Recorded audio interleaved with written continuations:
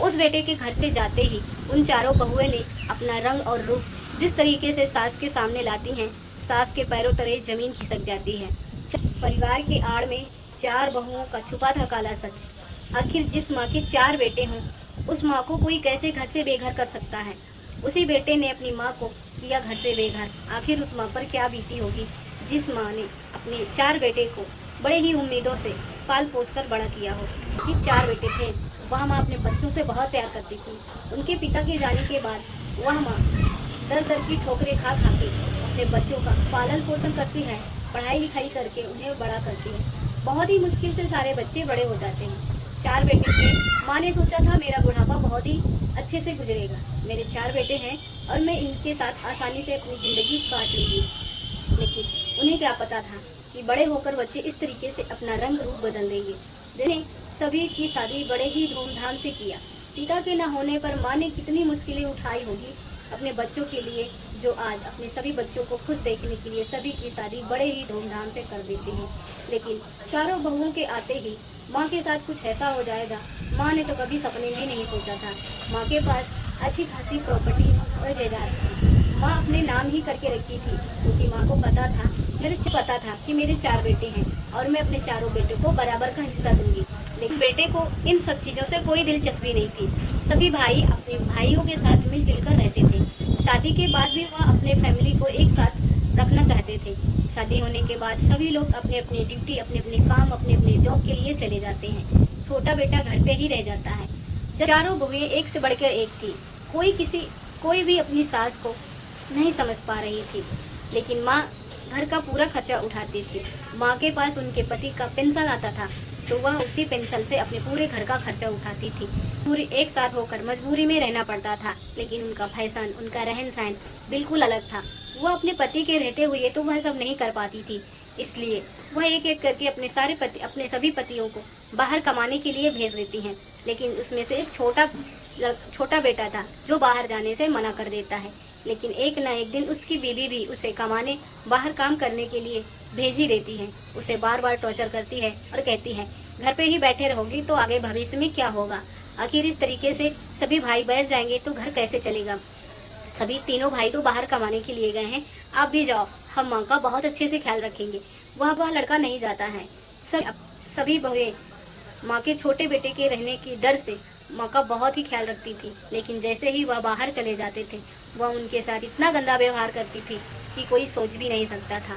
और इस तरीके से पलट जाती थी, झूठ बोल देती थी कि बेटे को यकीन ही नहीं हो रहा था कि उनकी माँ ऐसा कर भी सकती है। जब उस माँ का बेटा घर पर नहीं रहता था, तो वो चारों बहुएं मिलकर घर में अय्याशी करने लगती थी और घर का सारा काम काज उस बूढ़ी माँ से करवाती थी।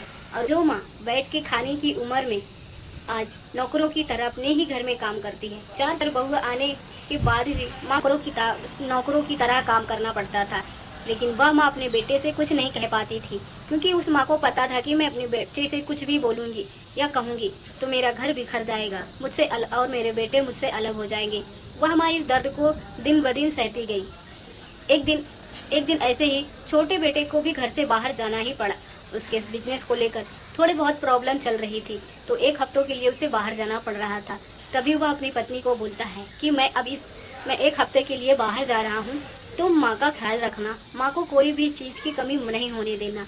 माँ के तीन बेटों ने तो माँ को समझना ही छोड़ दिए थे, लेकिन छोटा बेटा था वह अपनी माँ को बहुत अच्छे से समझ रहा था।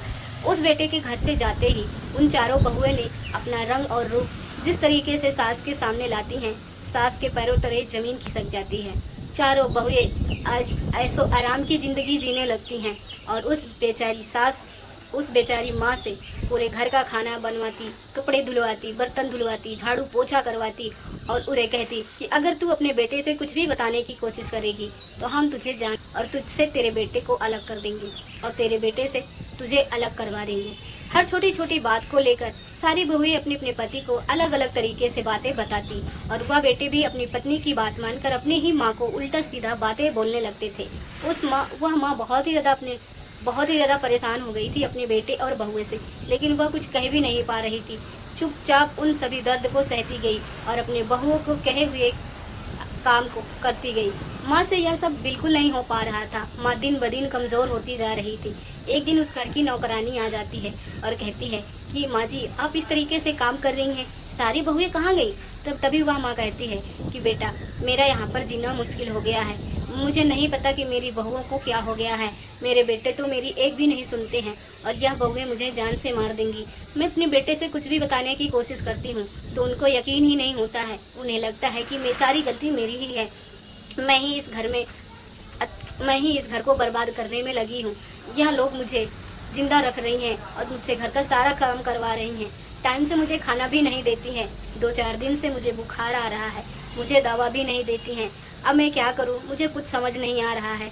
तभी वह नौकरानी वहां से चली जाती है और बहुएं मिलकर उस माँ से घर के कागजात को अपने नाम करवा लेती हैं और सारे गहने जेवर माँ से जबरदस्ती छीन लेती हैं और घर में पहनकर बहुत ही अयाशी से घूमने और रहने लगती हैं।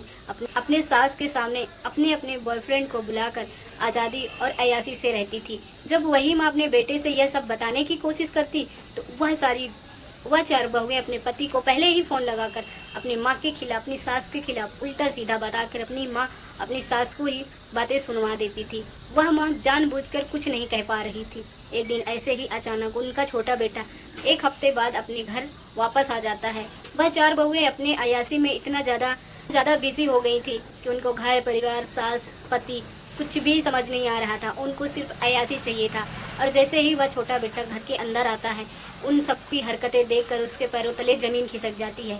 जब वह यह सवाल करता है कि आप लोग इस तरीके से घर में क्यों गंदगी मचा के रखी हो और ये 2 लड़के कौन हैं, तब बहुएं बोलती हैं कि ये मेरे मायके से मेरा रिश्तेदार है। वह कहता है मेरे मायके से मेरा रिश्तेदार है।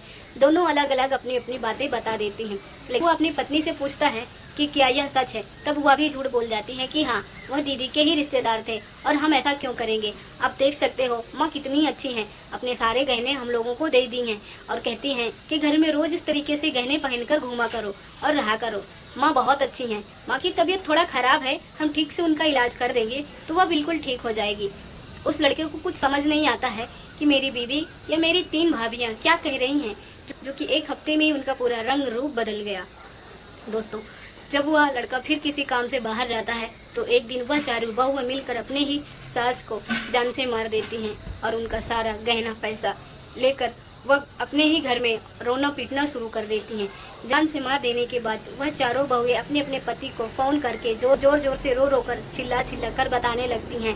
तभी उनके 4 बेटे इकट्ठा हो जाते हैं और उनको कुछ समझ नहीं आ रहा था कि आखिर मेरी माँ के साथ क्या हुआ है। उनको तो यही लग रहा था कि उनकी माँ किसी बीमारी के कारण दुनिया छोड़कर चली गई। लेकिन छोटा बेटा बहुत ही होशियार हो गया था। वो पहले ही समझ गया था कि इन्हीं बहुओं में कुछ कमी है। उनकी माँ ऐसा बिल्कुल भी नहीं कर सकती है, क्योंकि बचपन से उसने बहुत ही मुश्किल से अपने बच्चों को पाला और संभाला है और अपने घर परिवार को संभाल के रखा था। आखिर 4 बहुओं के आते ही उनकी माँ इस तरीके से क्यों रिएक्ट करेगी, क्यों बदल जाएगी। वह बाहर जाने से पहले ही अपनी माँ के कमरे में कैमरा लगा कर गया था। उसे पूरा शक हो गया था अपनी बीवी और भाभीियों पर। तभी वह जानबूझकर अपनी माँ के कमरे में कैमरा लगाकर 1 हफ्ते के लिए बाहर चला गया था। जब वह वहाँ से वापस आता है तब यह सब देखकर उसके तो होश उड़ जाते हैं और उसे पूरा शक था कि उनकी माँ जानबूझकर मारी गई हैं। जब वह अपनी माँ के अंतिम संस्कार करने के बाद उस कैमरे को चेक करते हैं तो उन 4 बहुओं का इस तरीके से अपनी सास के साथ गलत व्यवहार, गलत तरीके से पेश आना और जान से मार देना, सारी चीज़ें उसमें रिकॉर्ड हो गई थी। और माँ इस दुनिया छोड़कर चली जाती है। तब उन 4 बेटों को समझ आता है कि उनकी बहू उनकी माँ नहीं बल्कि उनकी बीवी ही गलत थी और वह अपनी बीवियों को उसी टाइम 2-4 थप्पड़ लगाकर पुलिस के हवाले कर देते हैं। कि बहुओं को छोड़ो, उनके 4 बेटे में से किसी एक बेटे ने भी नहीं समझा कि आखिर उसकी माँ ऐसा क्यों कर सकती है। किसी ने भी अपनी माँ की बात नहीं सुनी। आखिर वह अपनी माँ की बात सुन लेते तो शायद आज ऐसा दिन नहीं आता। दोस्तों, आई होप आप सबको यह कहानी अच्छी लगी हो तो वीडियो को लाइक करके चैनल सब्सक्राइब कर लीजिएगा। मिलते हैं एक और नई स्टोरी के साथ, तब तक के लिए बाय बाय।